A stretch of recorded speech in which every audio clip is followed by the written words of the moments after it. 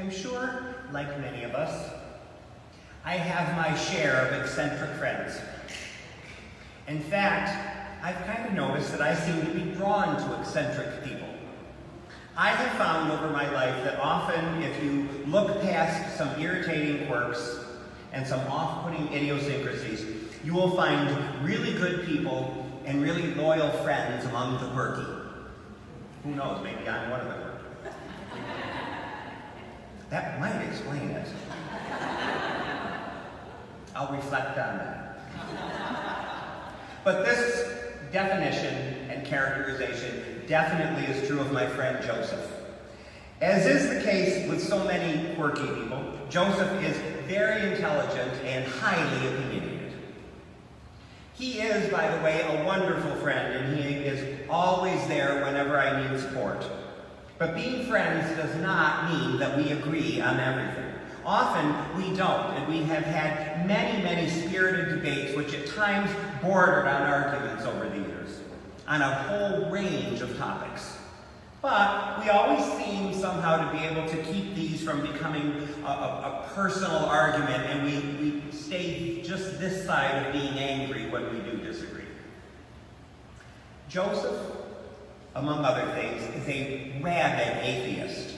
An atheist with a capital A throw the baby out with the bathwater type atheist who feels that absolutely nothing good could possibly ever come out of any church, any faith-related organization, or any religious belief system.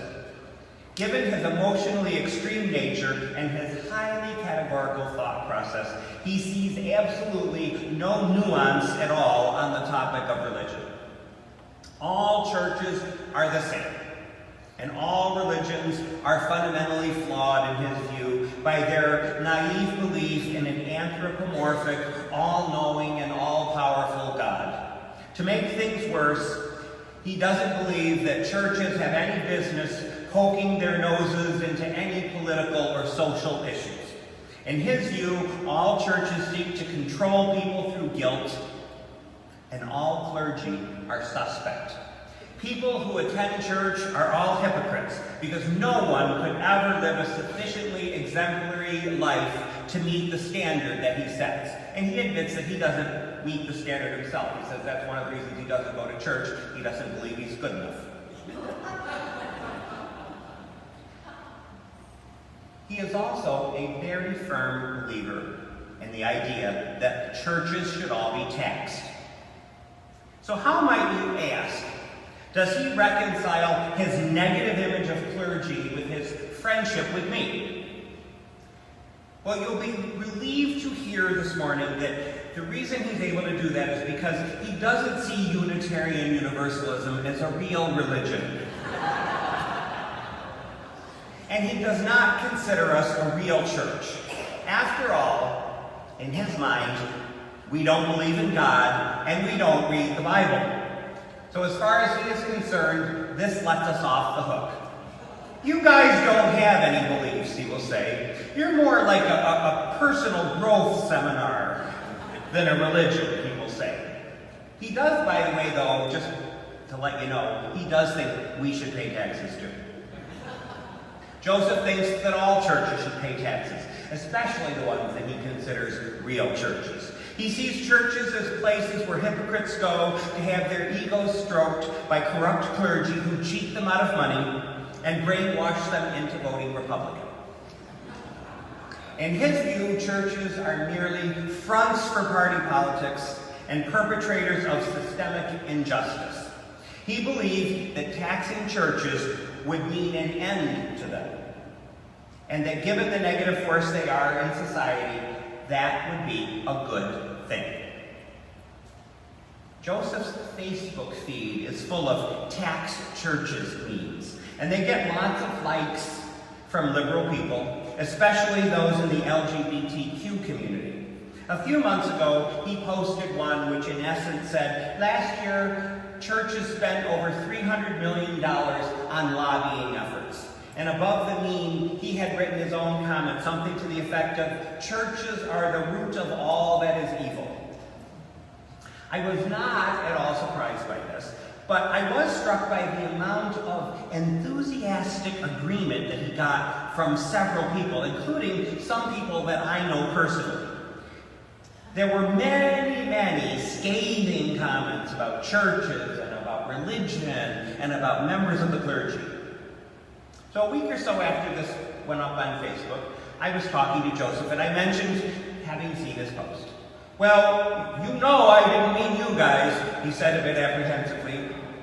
"You know I don't consider you a real church." Now, at that point, honestly, I have to say I was not sure what concerned me more. The negative and distorted view that Joseph and several others, people that I know, have of religion and churches, or the fact that none of them seem to see Unitarian Universalism as a religion, nor do they consider our congregations churches. Now, I thought about it, and in one sense, this lack of understanding may benefit us because we don't raise the ire and suspicion that other churches do. Many people have been wounded by churches. That is a reality, and that's where a lot of this anger comes from. LGBTQ people, people who have gotten divorced, women who have had abortions. A lot of people have been wounded by churches. So not being lumped together with the perpetrators of this pain gives us an opportunity to minister to people who need it. On the other hand, though, think about this. If they don't see us as a religion, are we really able to accomplish all that we can?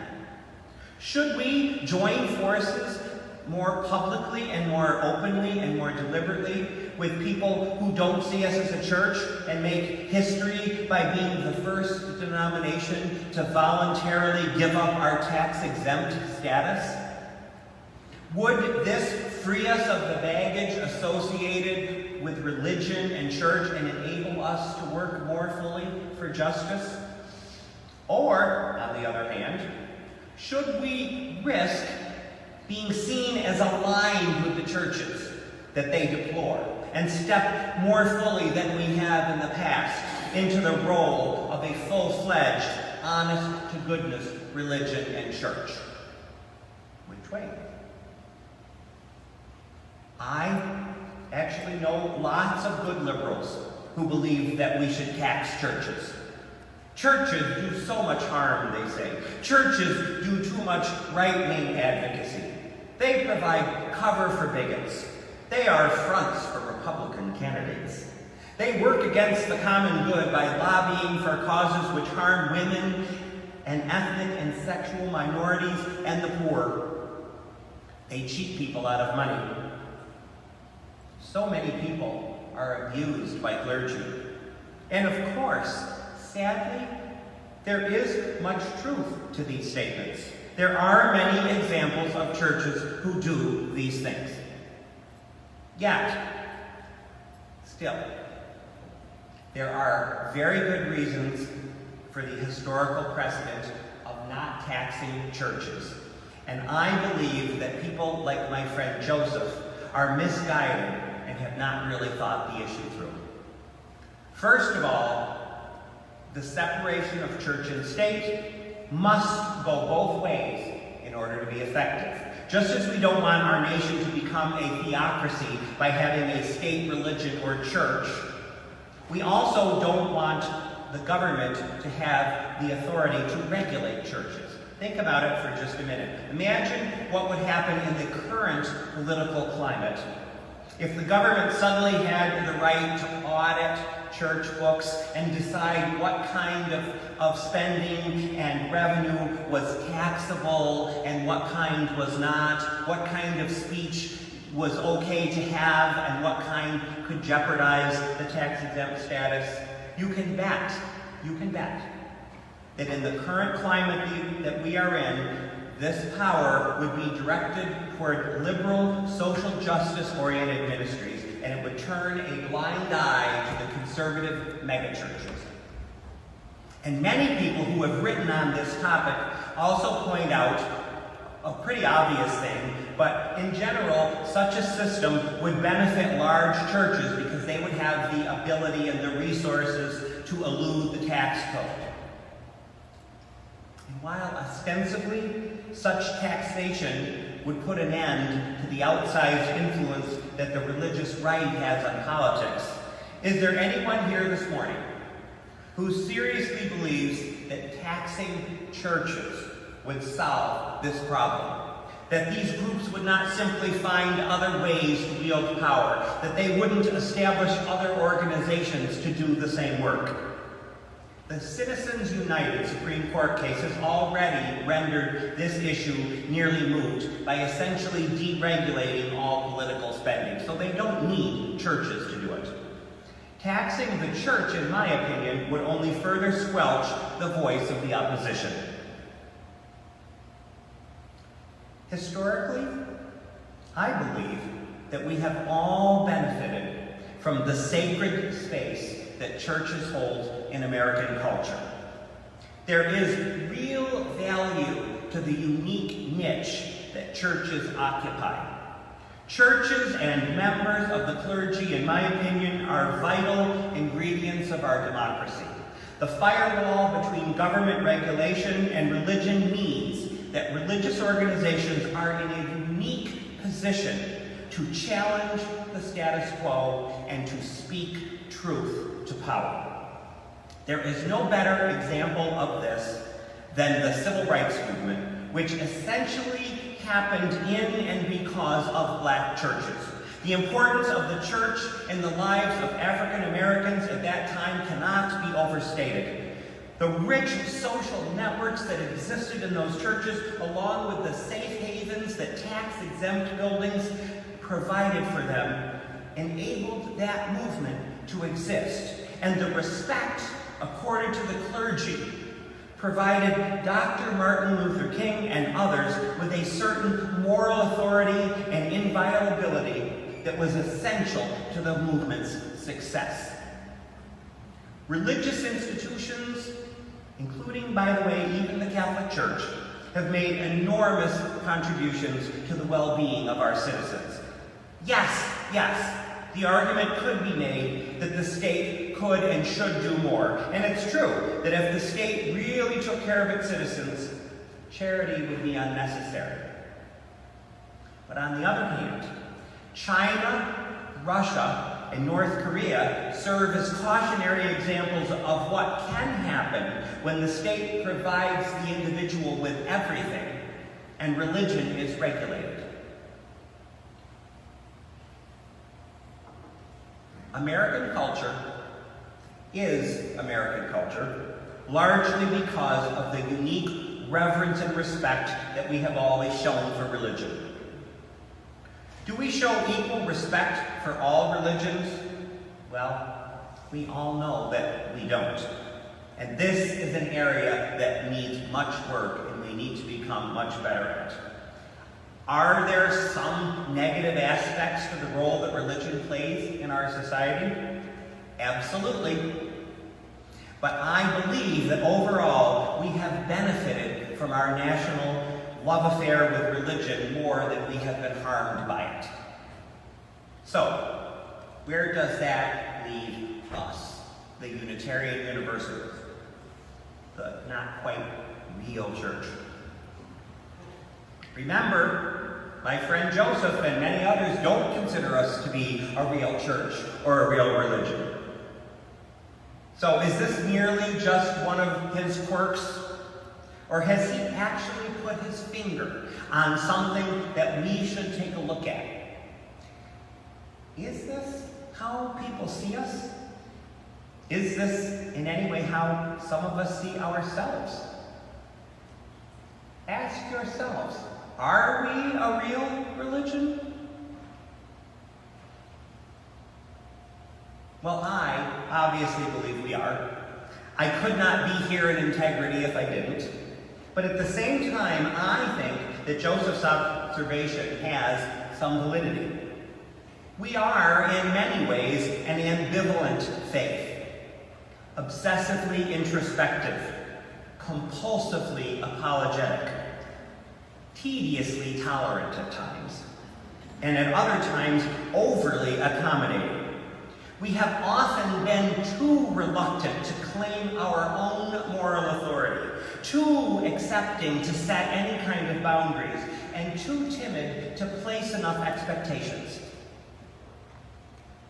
When I was doing my internship in Toronto, the congregation hired a consultant to help them do better outreach and attract new members.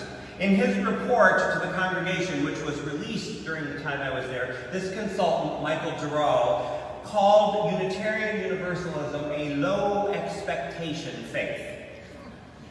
Now, this phrase immediately resonated with me. It felt true. In my nearly 40 years as a Unitarian Universalist, it has often felt that not enough was demanded of me. And much of what I found that I was feeling was reflected in this report from this man. His survey of the congregation revealed that most members held the following views. Attend church if you feel like it.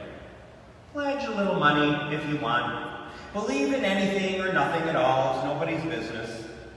Give lip service to social justice, but nobody will notice if you don't back it up with action. Never evangelize in any way or attempt to spread the good news of Unitarian Universalism. You don't want to look pushy. You need not feel any sense of obligation. So, my question this morning is Unitarian Universalism really a low expectation faith? Or is it more accurate to say that maybe Unitarian Universalists sometimes have low expectations of our faith? Do these low expectations mean that we forfeit some of our moral authority in the world and cause people like Joseph to get the impression that we aren't a real religion or a true church? What's the source of these low expectations? Well, I think for one reason, many of us have come from other religious traditions which have not served us well. Perhaps we couldn't live up to the high expectations placed on us, or probably more often, those churches didn't live up to the high expectations that we placed upon them. So we compromise, and we don't really expect as much from Unitarian Universalism as we should. And in a mistaken attempt to be inclusive and to attract new members, I think sometimes we inadvertently send the message that little will be expected of them here. I think there's something else going on. I think there is also a little bit of embarrassment on our part that we attend church at all. Many of us, like my friend Joseph, many people who are drawn to Unitarian Universalism nonetheless associate church with preachiness, judgmentalism, and holier-than-thou piety. And as I have said, many of us have been wounded by church people, and as liberals, many of us tend to travel in circles where religion and church are eschewed by a lot of people. On the other hand, compared to the real religions of our past, sometimes we aren't sure what Unitarian Universalism really stands for. So we have a bit of an inferiority complex about ourselves. We laugh at the you jokes. We give lip service to the idea, oh yeah, we don't really believe in anything. And therefore, we will often go to great lengths to emphasize how much different we are from most churches. Churches where there are a lot of rules and regulations and very high expectations of the members. And this is why we never feel, I think, that evangelism is appropriate. If we expect little, we won't be disappointed. Now, in fairness to Unitarian Universalism, that report to the congregation in Toronto was written 20 years ago. And while it reflected very aptly the attitudes of 1999, I think we have grown since then. I think we are more comfortable now with ourselves as a religion and an honest-to-goodness church. I think more so than we were then. But I think we still have work to do. If we didn't, my friend Joseph would not only think of us as a real church, but he would have a much more positive view of churches in general. He'd see the transformative power that religion can have on the world and what it can offer the individual soul. And he'd appreciate the power that religion can wield in the fight for justice. I think it is time for Unitarian Universalists to fully own that, yes, we are a religion and we are a church, every bit as much as St. Mary's or Asbury United Methodist or Downtown Presbyterian. We need to begin to claim more of the authority inherent in that status. We need to stand as an example of equity, justice, and compassion, and faith. Even if that means taking the risk that we will be seen as a real religion. The Josephs of this world need the inspiration that we can offer them. The oppressed and the vulnerable need us more than ever right now to claim every shred of moral privilege that being a church gives us. And the ecosystem needs every bit of righteous anger we can muster.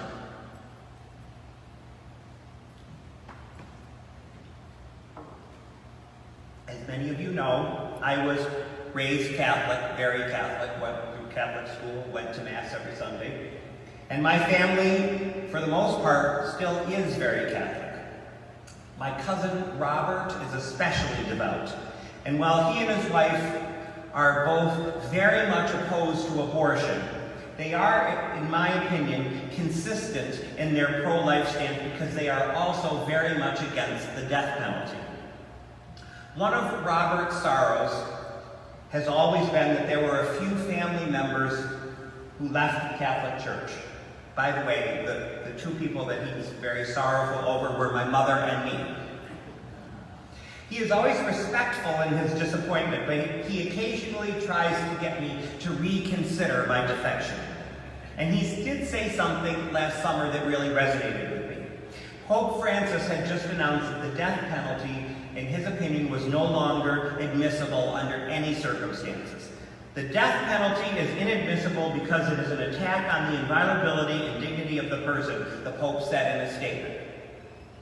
Robert was very, very happy about this announcement because it fit his belief in the sanctity of human life. I know, he said, that you have issues with the church, and I don't support everything that they do either. But I stick with it because overall, I believe over the centuries it has been a force for good, and I want to see it endure because of the unique position that it holds. The Pope, he said, stands outside of all of the world's authority structures. Regardless of whether you believe he's fallible or not, he is in a unique position to challenge the status quo, just like he did with the death penalty.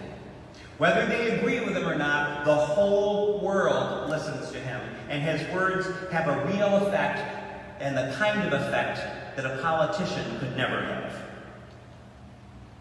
Well, if you ask me, Unitarian Universalism overall has a more just track record than the Catholic Church.